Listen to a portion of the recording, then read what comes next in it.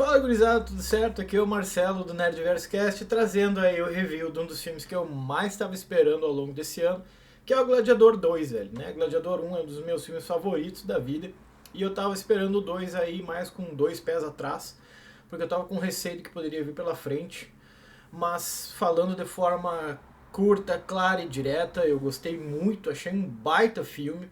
Óbvio que tem coisas ali no meio que eu acho que não funcionam tão bem. Teve algumas coisas que talvez me incomodaram um pouco, mas no geral, cara, é um filme que eu fiquei muito feliz de assistir. Fui no cinema, fiquei lá, cara, 2 horas e meia e nem vi passar. Tem filmes aí que tem 1 hora e pouco e tu já fica, bah, ô, velho, não acaba essa porcaria. Esse aí ficou 2 horas e meia e nem vi passar porque é um entretenimento puro de qualidade, velho. CGzão de qualidade, roupas de qualidade, ambientação de qualidade, atores e atrizes perfeitos, cara. Que é a atuação do Denzel Washington nesse filme, velho? Pelo amor de Deus, o cara é o maior ator de todos. Tipo, óbvio que a gente já sabe, não é surpresa, né? Meu Deus, o Denzel Washington fez uma baita atuação. Ele faz isso sempre, óbvio. Mas é um elenco muito bom, cara. O Mescal foi uma baita surpresa pra mim, interpretando ali o Rano.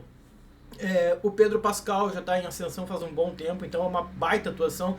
Nós temos a volta da Lucila, cara, nostalgia pura e também um show de atuação. Então, no geral, cara, é um filme de extrema qualidade. O Ridley Scott acertou demais, né? Nós temos o Altemê tocando novamente as músicas do Hans Zimmer ali, e, cara, que nostalgia maravilhosa. Eu não vou comparar com o 1, porque eu acho que é injusto, beleza? E no final do vídeo eu explico o porquê exatamente, tá?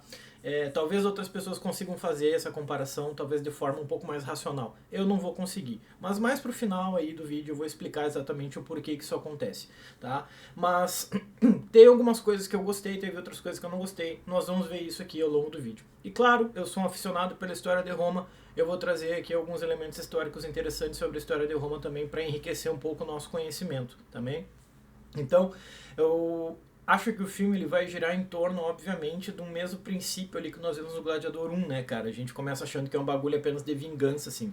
Nós vamos ter o Rano, que é um morador da região da Numídia, e Numídia hoje equivale ao território da Argélia e parte da Tunísia, e vai acabar virando colônia, né, dos romanos, porque, tipo, cara, os caras estão se expandindo loucamente. O filme se passa 16 anos depois da morte do Cômodo, né? Depois da queda do Marco Aurélio e tudo mais, de tudo que a gente viu no primeiro filme ali. Muitas das coisas históricas que nós vemos aqui, gurizada, elas não se encaixam perfeitamente, porque ele não é um documentário histórico, ele só tem um pano de fundo histórico, mas sim, muitas das coisas que eles vão trazer ali de fato existiram. E às vezes os nomes que eles utilizam pertencem a outras pessoas, mas tá ali como influência direta da história de Roma, né? Então, é importante destacar isso também para quem for assistir achando que é um documentário que tem que ser tudo perfeito, uma reconstrução perfeita de Roma. Não. Mas eu acho que uma coisa muito legal daí, cara, é que ele explora demais a política romana de uma forma com que o primeiro não tende a explorar. O primeiro ele foca muito mais na questão do entretenimento e tudo mais. E eu acho que o 2 ele vai trazer alguns elementos políticos mais profundos e complexos do que o primeiro ali, né? Sobretudo se a gente for analisar a tentativa de subida ao poder do Macrinus, que é interpretado pelo Denzel Washington, né? A gente vê ali o Macrinus dando uma aula de política ensaboada, como todo político faz, né? Todo político tem um quê de sujeira, ele vai ter isso também, e ele vai mostrar isso de forma muito clara nesse filme, mostrando que não é à toa que nós nos referimos à sociedade greco-romana como berço da civilização ocidental, porque muitas das coisas que esses caras faziam naquela época, muitas das instituições que existiam, existem até hoje. É a base da nossa sociedade. Muitas das coisas boas e muitas das coisas ruins também. E esse filme mostra isso muito bem. Revoltas sociais, população se sentindo ferrada e enganada, população à massa sendo controlada por políticos. Tudo isso vai aparecer ali. Então eu acho que ele é um filme super completão, entretenimento de qualidade, como eu já comentei, mas eu acho que às vezes ele sente que não consegue andar sozinho. E ele fica toda hora fazendo conexões com o primeiro, que eu achei meio desnecessário. Num dado momento eu me lembrei inclusive do Star Wars Episódio 7. Por quê? Porque o Episódio 7 é um episódio que eu achei massa, mas ele é quase um paralelo ao Episódio 4. Ele meio que repete o Episódio 4, né? E aqui, às vezes, no Gladiador 2 eu ficava falando, mas peraí, cara, tá tendo um paralelo muito grande com o 1, né? Quais paralelos são esses que eu vi, por exemplo? Atenção, é óbvio, né? Mas pra antes que venha alguém chorar e tudo mais, falando, é porque tu falou spoiler.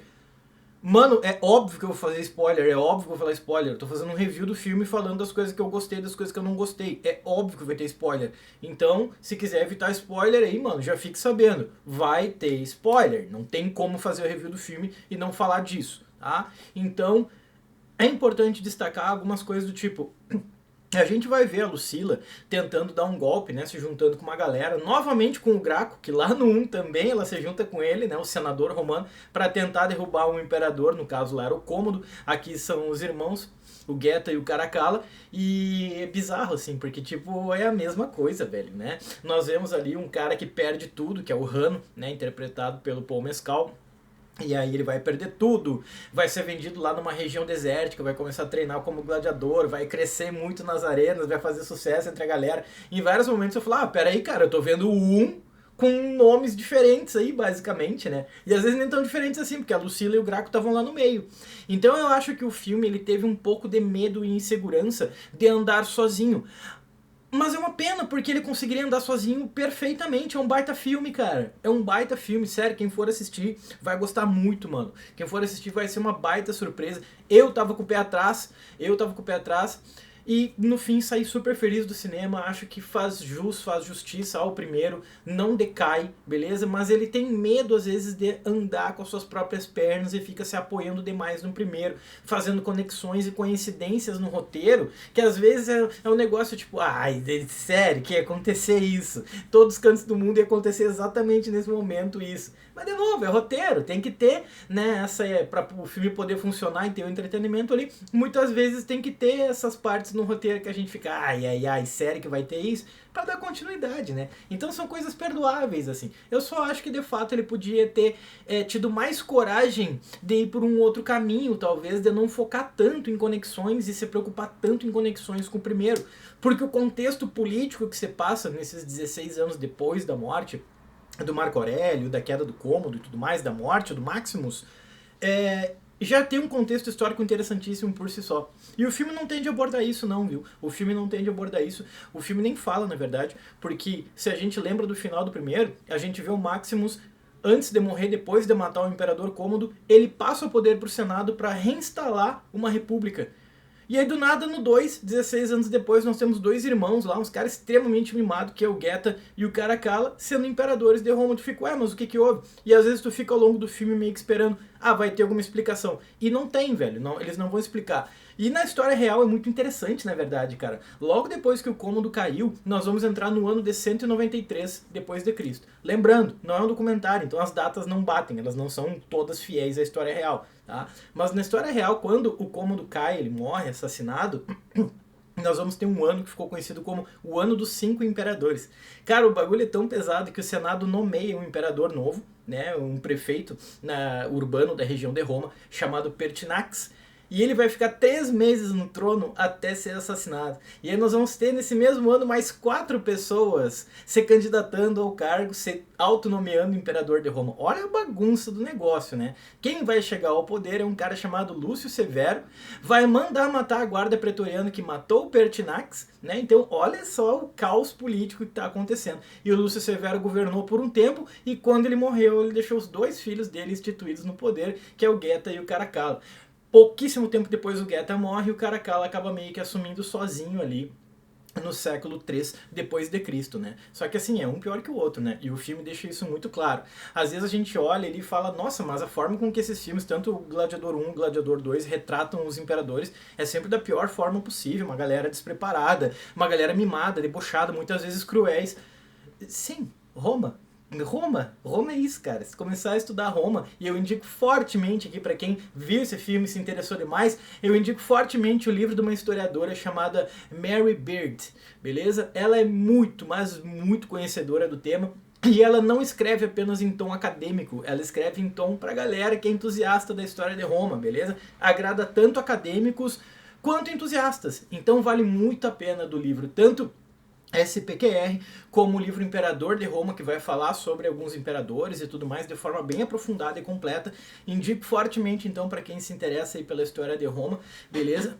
Tudo isso que eu tô falando vai estar nesses livros, né? Eu já li eles, eu sou apaixonado pela história de Roma. Isso não significa dizer que, meu Deus, eu tenho esses caras como o ápice da civilização. Muito pelo contrário, os romanos eram extremamente cruéis e o filme mostra isso de forma muito clara, né? Então nós vamos ver lá a região da Numídia, no início do filme sendo invadida. É a região onde mora o Hanno. O Hanno que é o personagem principal, né?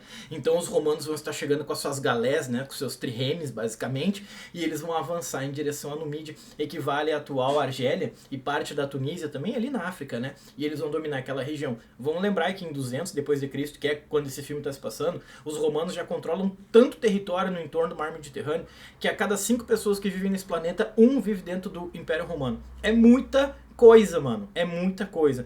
Então nós vamos ver ali essa sociedade da Numídia tentando se manter na luta contra Roma, mas não vai ter para eles, né? O Hanno vai ter que ver a sua querida moça, né, a sua parceira de vida morrer na batalha. Ele cai no mar, mas acaba sendo empurrado pelas ondas, né, para a areia, e lá ele é capturado pelos romanos. Ele vê todo o seu povo sendo queimado depois pelos romanos lá, e o cara que interpreta então o general romano responsável por essa expansão, o Justus Acacius, é ninguém mais, ninguém menos que o Pedro Pascal, interpreta bem demais, né?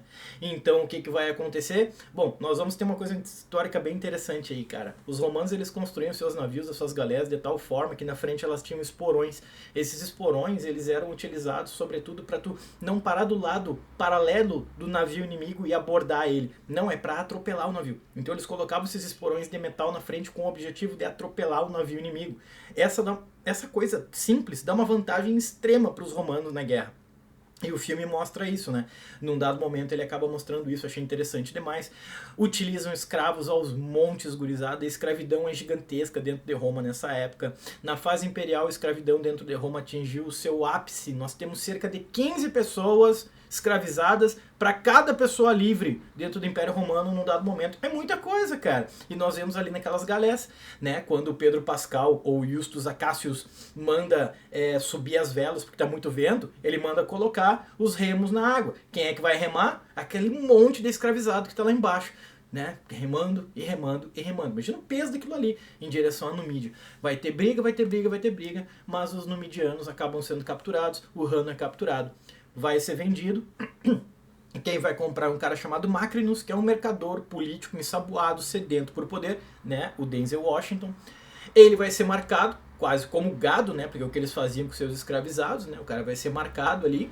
E ele treina escravizados para usar eles como gladiadores depois. Ele faz muito dinheiro com isso, vendendo guerreiros ou utilizando eles e depois fazendo grana com aposta. Que isso vai ficar muito claro nesse filme, né? A gente vê que muitas vezes ele ganha dinheiro fazendo apostas. Tipo, ele vê lá o Hanno, vê que ele tem um diferencialzinho, porque ele coloca aquele monte de pessoas que ele está interessado em comprar, coloca eles numa pequena arena e eles começam a lutar contra macacos extremamente nervosos. E o Hanno faz de tudo para vencer, né? Ele inclusive morde o macaco lá e na hora o Macrinus olha e fala: "Bah, ô velho, esse cara aí vai dar bom, eu quero comprar esse cara aí", né? Então ele leva ele e vê que ele tem um quê especial ali.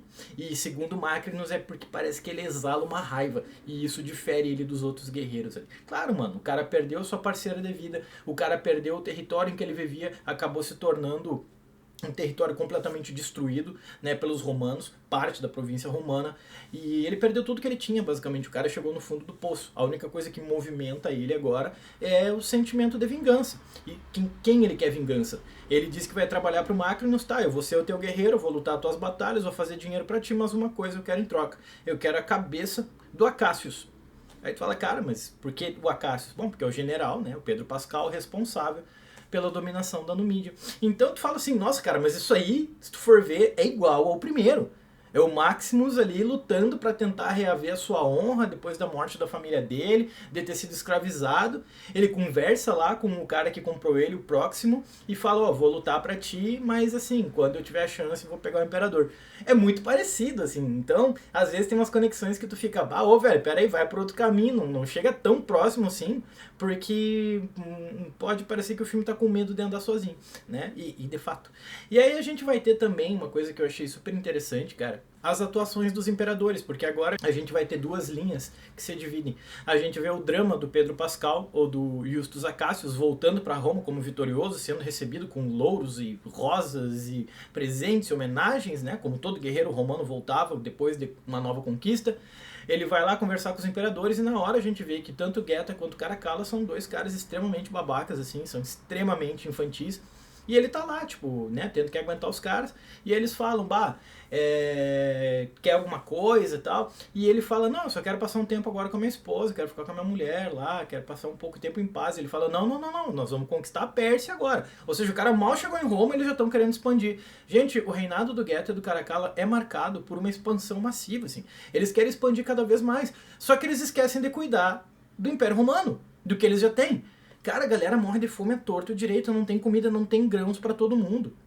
E assim, muita gente tem os reinados desses caras como um verdadeiro desastre. Eles estão tão preocupados com conquistas militares de novos territórios que a população está desesperada pelas ruas do Império Romano, não só na cidade de Roma, mas no Império como um todo, tipo, velho, não tem o que comer aí. Então esses caras, assim, são completamente perdidos, eles não sabem o que eles estão fazendo, e às vezes a gente se questiona, como que tanto imperador tão ruim chegou no poder em Roma? É hereditariedade, cara. Hereditariedade, passa de pai para filho. Né? Então, se a gente pega lá Marco Aurélio, o cara era maravilhoso. Depois, quem assumiu no lugar dele era o Cômodo, porque é hereditário. Aí o filho dele assumiu, só que o filho dele era um babaca. Não é porque o cara tem um pai massa que ele vai ser necessariamente um baita governante. Muito pelo contrário, às vezes, né? Como Roma deixa isso claro para nós. O fato é que nós vamos ter, depois desse momento, várias batalhas que vão colocar o Hanno quase como um herói de Roma. Nossa, a galera começa a tratar ele tipo assim, meu Deus, esse cara é maravilhoso, ele vence todas as batalhas possíveis em que ele acaba entrando, e é verdade, ele vence mesmo, né? E a gente vai ter ali, cara, batalha naval, muita gente se questiona, né? Tipo, será que isso era real? Batalha com um rinoceronte, e a galera fica, tá, mas é real isso aí e tudo mais. Cara, tem relatos, beleza? Tem relatos de imperadores como Tito, que fez 100 dias de batalhas e colocou um monte de bicho que eles traziam da África, bichos exóticos como rinocerontes. Às vezes colocava animais para lutar apenas contra animais também, recriavam todo o habitat deles dentro das arenas. Era um espetáculo à parte, assim, velho. Era uma verdadeira festa o bagulho. Só que muitas vezes esses animais lutavam contra escravizados, lutavam contra gladiadores também.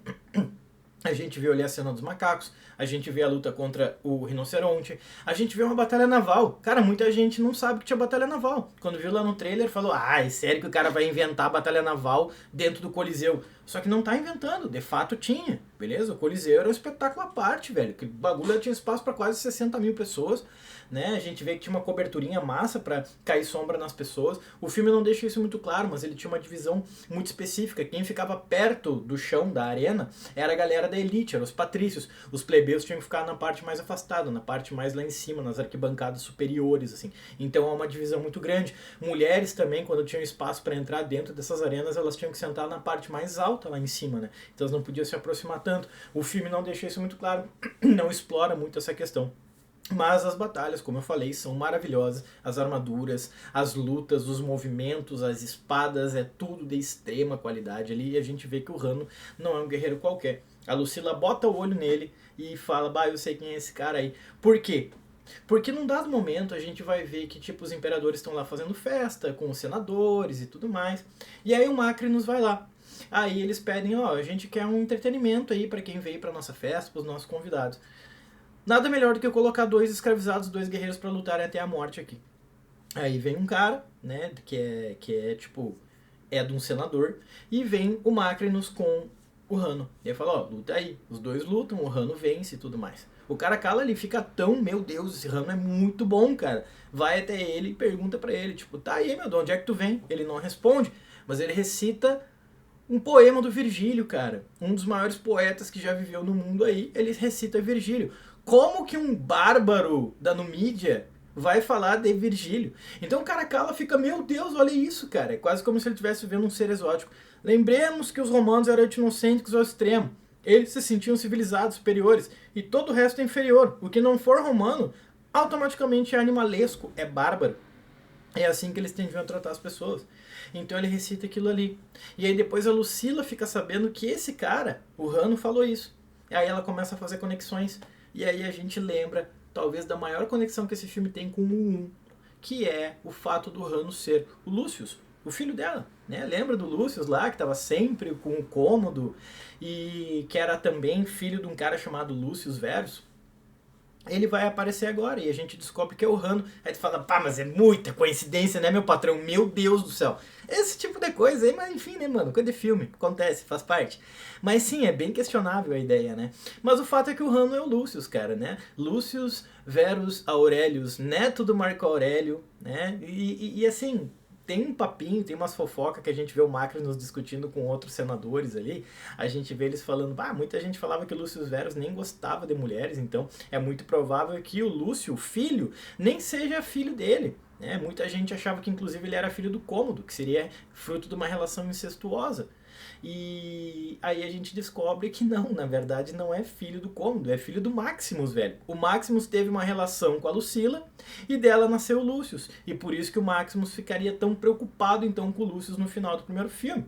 A última coisa que ele fala na vida dele é: o Lúcio está bem antes de morrer. Ele tem uma preocupação com o moleque ali porque sabe que é filho dele. O que a gente não vê que acontece no final do 1 e agora o 2 vai explorar é que logo depois que o corpo do Maximus é retirado da arena, ela corre com o Lúcio e fala: olha só, tu é o príncipe de Roma, o imperador morreu. Agora tem muita gente querendo a tua cabeça por causa do poder que tu tem. Então pra tu não morrer, eu vou te mandar embora, eu vou te abandonar. E aí, o Rano nunca fala do seu passado, né?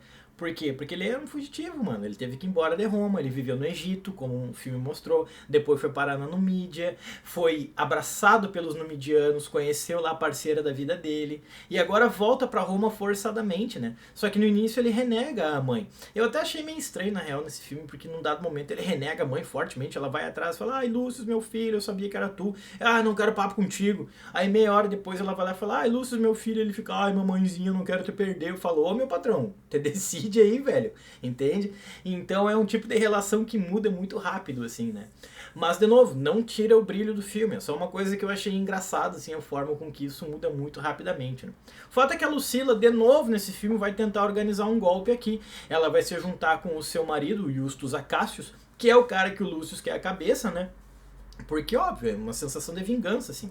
Demora até o Lúcius ver que o Acácios, ele é um mero cão de guarda dos imperadores. Ele tá fazendo aquilo sem querer. Ele não quer mais derramar sangue pelos imperadores. E aos poucos, então, a gente vê o Lúcius entendendo que o Acácios não é um cara ruim, velho. Quando o golpe dá errado, tanto o Acácios como o Rano ou o Lúcio serão colocados na arena para lutar. O Caracalla e o Geta fazem questão de ver esses dois lutando na arena, né? Porque, pô, o Acácios era um general que traiu Roma. O cara tentou trazer as suas tropas para invadir Roma e derrubar os imperadores e restabelecer uma república. Basicamente o que o Maximus fez lá no final do 1, né? E que não se falou mais depois disso. Então agora nós vamos ter uma tentativa 2.0 e também não vai dar. Aí então a Lucila, ela vai ser presa, o seu marido, o Acácios, também, e ele vai ser colocado na arena, porque deixa que os deuses decidam o rumo. Agora, quem vai começar a dar meio que as cartadas, a gente vê o Macrinus. De novo, cara, eu já falei isso 12 vezes, mas vou falar 13, não tô nem aí. O Denzel Washington é perfeito, cara. A atuação dele é maravilhosa, mano. Ele tá querendo se tornar ninguém mais, ninguém menos que imperador de Roma, cara. Tá, mas o Macrinus existiu na vida real. Ele existiu mesmo, ele existiu, ele se aproximou do Caracalla, ele foi um dos responsáveis pela morte do Caracalla e virou imperador. Mas ele virou imperador longe de Roma. E ele ficou tão pouco tempo no poder, não chegou a fechar um ano, que nem deu tempo dele vir para Roma para assumir a coroa de imperador. Ele foi derrubado antes mesmo disso acontecer. Aí tu pensa, mas a política romana é meio caótica, velho. Trocava de imperador quase todo final de semana, pô. Sim, é assim mesmo.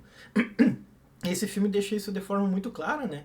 Só que, cara, o Acácios é um herói romano. Qualquer pessoa minimamente inteligente sabe que se tentar matar ele numa arena, a população vai se revoltar. E foi isso que aconteceu.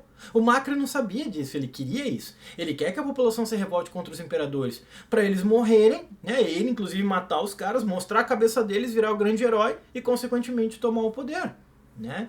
Então eu acho que o filme ele vai trazendo coisas que eram muito comuns de acontecer em Roma e ele vai criando o seu próprio caminho dentro do filme, sempre baseando-se em coisas que de fato existiram em Roma.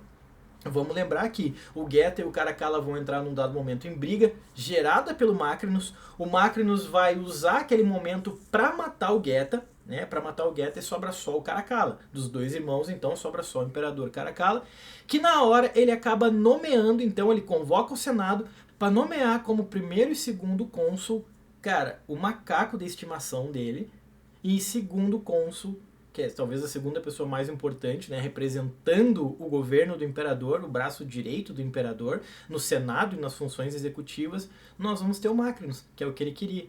Lá no Senado, sem pensar duas vezes, ele pede o controle da guarda pretoriana. Ou seja, ele está querendo crescer cada vez mais na política.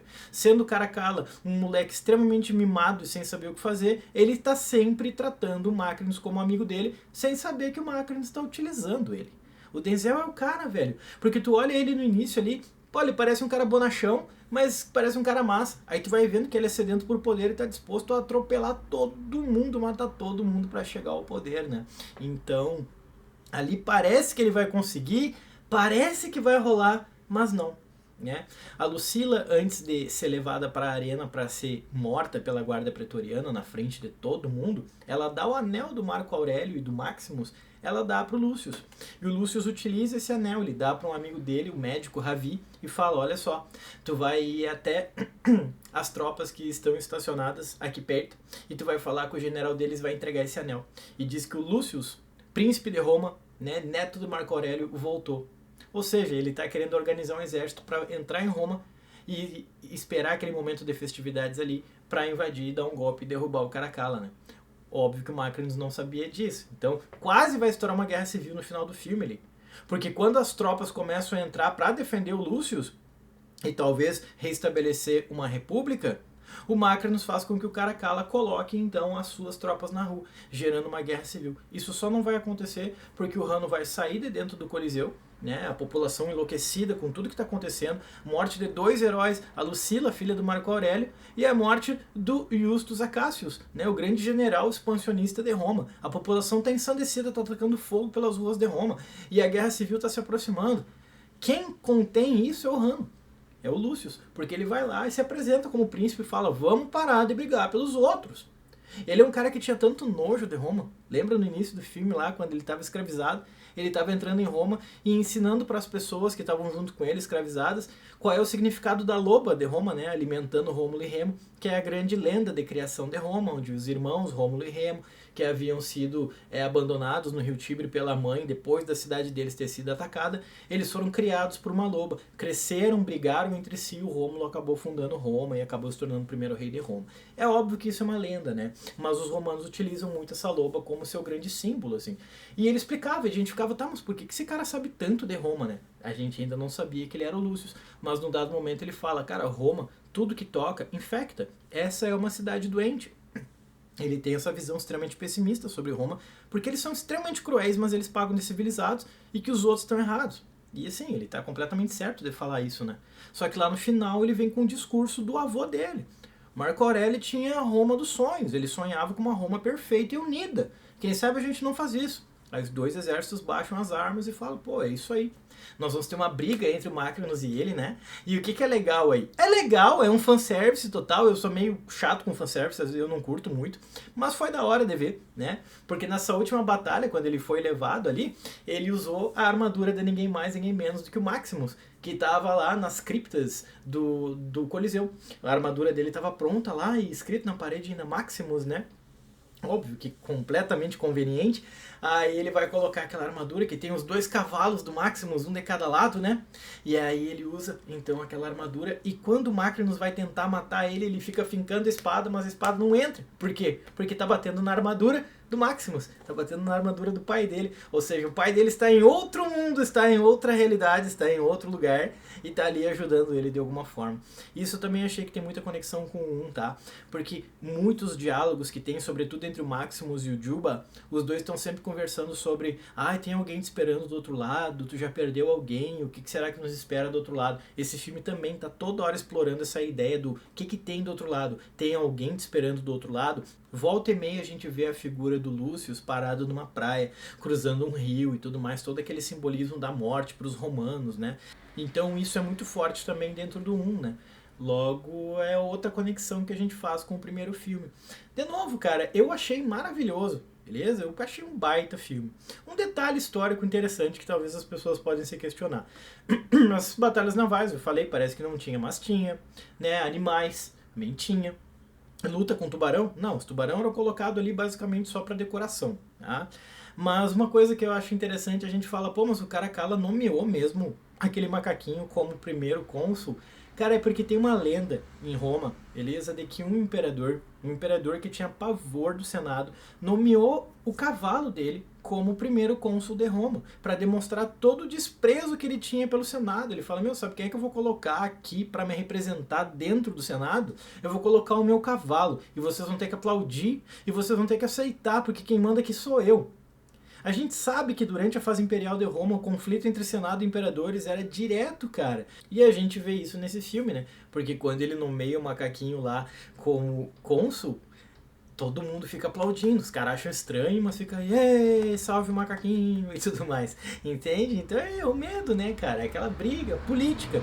De novo, eu acho que o 2 ele dá uma verdadeira aula de história, assim, cara. De fato, nem tudo que tá ali é real, muitas das coisas não é real, mas o funcionamento era bem assim. De novo, então vale muito a pena ver pelo entretenimento e para entender como é que funcionava a política e a sociedade romana, controle social, problemas, expansão militar e tudo mais. Acho que o Ridley Scott acertou muito nesse filme. Talvez se tivesse andado um pouco mais com as próprias pernas, poderia aí ser um filme quase que perfeito. O final não tem uma explicação lá, né? Tipo, meu Deus, o que aconteceu com Roma depois que o Lúcio conseguiu unir todo mundo? Ele virou o líder, o Senado sumiu, como é que ficou a situação?